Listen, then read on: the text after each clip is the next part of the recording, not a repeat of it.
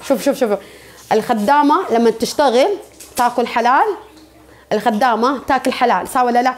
يعيبون في خدامة الحين، ما يعيبون لأنفسهم إنهم باعين أنفسهم، يعيبون فيه. يا خادمة يا شغالة ما هي عيب، ما هي صبة.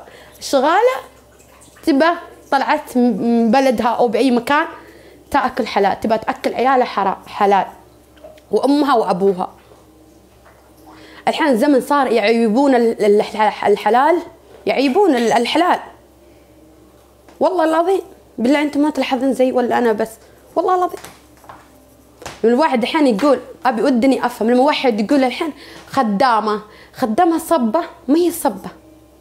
خدامه ما هي صبه، خلاص ربي كتب انه يصير خدامه، ربي ما كتبها انه هي تبيع نفسها، تبيع جسدها اللي يسوى اللي ما يسوى، تأكل عيالها وتأكل أهلها.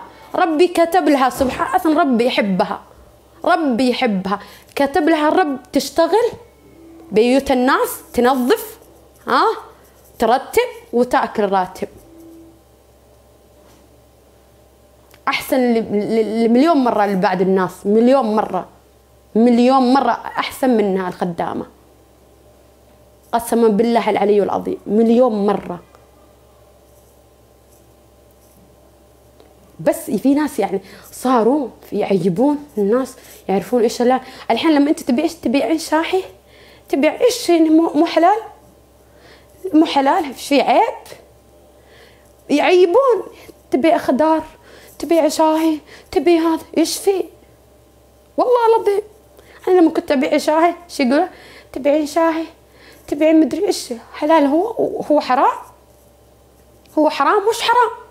شوفوا اقول الناس، شوفوا التفكير وين وصل، ما ادري من وين يفكرون، بالعقل ولا من وين؟ ما ندري.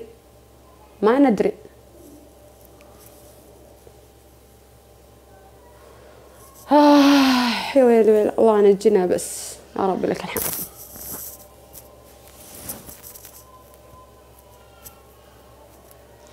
اذا كلامي فيه غلط قول يا مريومه انت غلطانه، والله الكلام اللي اقوله كله صح. الناس اللي كفوا تفهم الكلام هذه، اما الناس التعبانين ما يفهمون. تدرون ليه؟ لانهم تعبانين. الناس اللي كفوا يفهم الكلام، الذكي يفهم كلام، اما الناس اللي تعبان اللي متعود ياكل حرام ما يفهم. ليه؟ لانه تعود عليه الحرام، يظلم الناس وياكل حق الناس ويجمع كل حياته حرام. الله نجينا منه وياك الله بعدنا عنها. خلاص عادي عنده، عادي لا تعود عليه، الله نجينا منه، اللهم لا شمات.